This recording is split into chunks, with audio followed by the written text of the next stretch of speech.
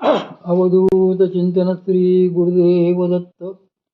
माझ्या सर्व सद्गुरू बंधू भगिनींनो, आपण परमपूज्य श्रीधर मामासाहेब देशपांडे महाराज यांचे श्री गुरुकृपेनंतरही अभ्यासाची आवश्यकता पुस्तक हे वाचण्यात घेतले आहे. ही आणि इतर सर्व पुस्तके वामनराज प्रकाशनची पुस्तके आपण विकत घेऊ शकता.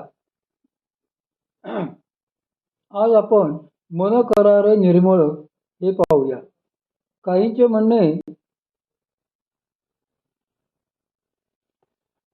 म्हणणे असे आहे की एकदा श्री गुरुकृपेने शक्ती म्हणजे कुंडली जागृत झाली म्हणजे बैठक अगर साधना म्हणजेच अभ्यास करण्याचे कारण नाही. या संबंधी मी स्वतः हा प्रश्न योगीराज परमपूज्य श्री गुरुजी महाराज यांना विचारला होता. त्यावर त्यांनी सांगितले होते की स्वतः मी दररोज उठून पहाटे 4-4:30च्या दरम्यान साधनेस बैठकीस बसतो. हे तू पाहतोस आहे ना? मी म्हटले हो, पाहत आहे. मग ते म्हणाले की यावरूनच लक्षात आले असेल की आपल्याला शरीर स्वच्छ राखण्यासाठी ज्याप्रमाणे शौच, मुखमार्जन व स्नानाची जरुरी असते, ते निरोगी व सुदृढ राखण्यासाठी नियमित खाणे पिणे, व्यायाम यांचीही जरुरी असते. तसेच अभ्यासाचा मुख्य भर चित्तावर असल्यामुळे चित्तशुद्धीकरता बैठकीची अभ्यासाची जरुरी आहे. गीतेच्या 10व्या अध्यायातील 9व्या श्लोकात स्पष्ट म्हटले आहे की मच्चित्वा मद्गत प्राणा बोधरायंता परस्परम. सद्गुरू श्री ज्ञानेश्वर माऊली यावर सुंदर ओवी लिहितात. चित्ते मी चिद आले, मी चित प्राणे धाले, मग जीवो मरो विसरले बोधाची या भुली.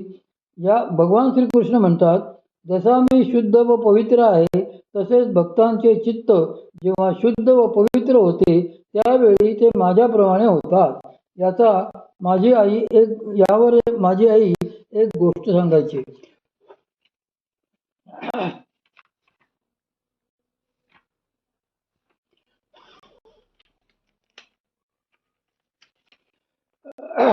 सूर्यकांत मण्याचा दृष्टांत. ज्या भागात कापसाचे पीक जास्त व उन्हाळा कडक अशा ठिकाणी कापूस वाड्यातून साठवतात व त्यावर प्रखर असा सूर्य तळपत असतो, परंतु तो जळल्याचे उदाहरण नाही. परंतु जर एखाद्याने सूर्यकांत मणी सूर्याच्या व कापसाच्या मध्ये धरला व जर सूर्याच्या प्रखरतेने किरण त्या सूर्यकांत मण्याच्या द्वारा त्या कापसावर पडले तर मात्र तो कापूस पेट घेतो. एकदा पेटला की सर्व कापसांचा ढिगारा जळून खाक होतो. परंतु त्यासाठी सूर्याची प्रखर उन्हाची वेळ पाहिजे, खाली कापूस पाहिजे आणि सूर्यकांत मण्यातून किरण साधला गेला पाहिजे. नाहीतर चुकून सूर्यकांत मण्याचा किरण साधणाऱ्या मनुष्याने वर पाहून किरण धरला व तो खाली कोठे पडतो व कसा पडतो हे पाहिले नाही तर किरण साधणाऱ्याच्या धोतराचा सोगा म्हणजे कापसाचा यायचा आणि किरण साधला गेल्यावर धोतरच पेटायचे आणि त्यामुळे त्यासच अपाय व्हायचा. यात सूर्याचा दोष नाही किंवा सूर्यकांत मण्याचाही दोष नाही, किरण साधणाऱ्याचा दोष आहे.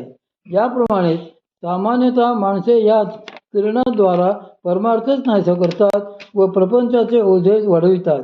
पण जर किरण बरोबर साधला व तो ज्यावर पडतो त्या प्रापंचिक वासना जळल्या तर हा मुक्त होतो. तसेच किरण साधण्याकरता योग्य वेळी प्रयत्न झाला पाहिजे.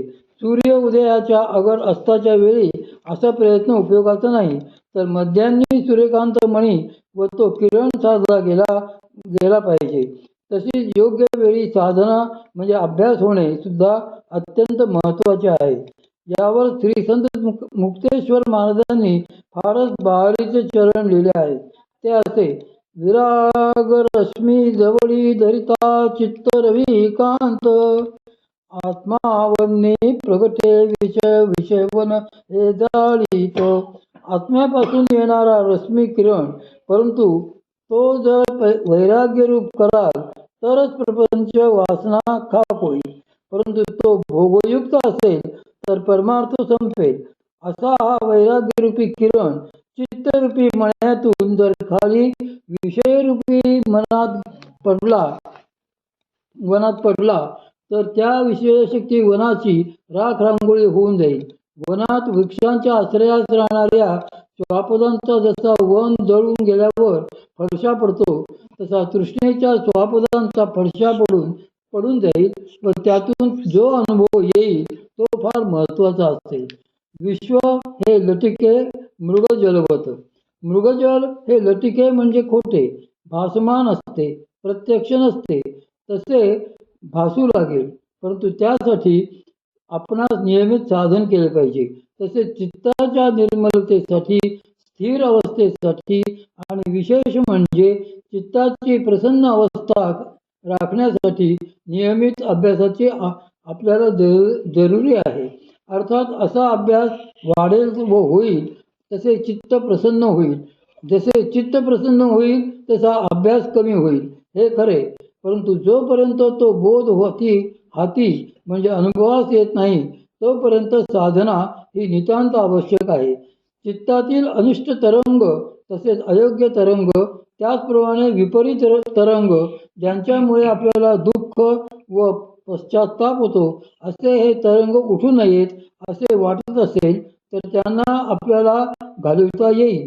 अशी ही जी शक्ती आपणास श्री गुरुकडून मिळते तिचा अभ्यास केल्याशिवाय चित्तातील हे दोष जाऊ शकणार नाहीत.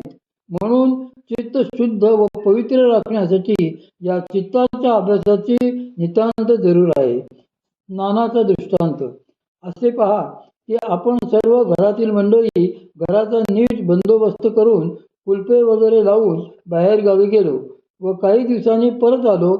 आता आपल्या पश्चात घरात कोणी आले गेले नाही तरी आपण घर स्वच्छ करतो व त्यातील भांडी कुंडी स्वच्छ करून मगच अन्न शिजवून खातो. त्याचप्रमाणे या शरीराचे आहे. आपण आंघोळ केली व कुठेही घाणीत गेलो नाही तरी आपले शरीर घामाने व शरीरातील वायूने आपोआप खराब होते व पुन्हा आपल्या स्नानादी करूनच शुद्ध व्हावे लागते. त्याप्रमाणे आपले चित्त आज अभ्यासाने शुद्ध झाले तरी उद्या मनाच्या संकल्पामुळे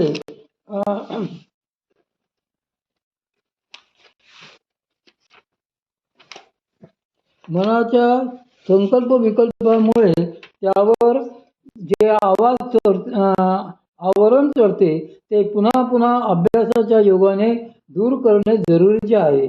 सद्गुरू श्री ज्ञानेश्वर माऊलींनी एका ओळीत म्हटले आहे की परी उदकी झाली बाबुळी, ते उदकाते जैसे झाकोळी, कावायाची आभाळी आकाश लोपे.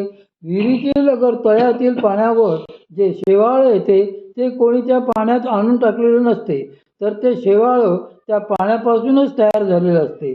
आकाशात येणारे अभ्र आकाशातच निर्माण होतात, परंतु शेवाळ असो अगर अभ्र असो ते पाण्यास अगर आकाशास जसे झाकून टाकतात, तसेच या शरीरात मनापासूनच संकल्प विकल्प निघतात व ते या चित्तास व बुद्धीस झाकून टाकतात.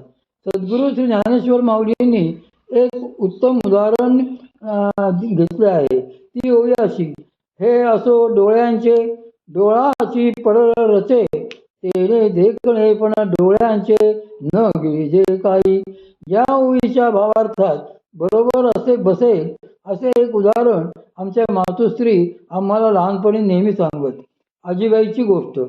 एक आजीबाई पंढरीच्या यात्रेला निघाली, परंतु दुधापेक्षा साईवर लक्ष जास्त. याप्रमाणे तिचे लक्ष नातवावर होते. त्यामुळे ती वेशीपर्यंत जायची आणि सुनबाईला नातवाची काळजी घ्यायला सांगण्यासाठी घरी परतायची.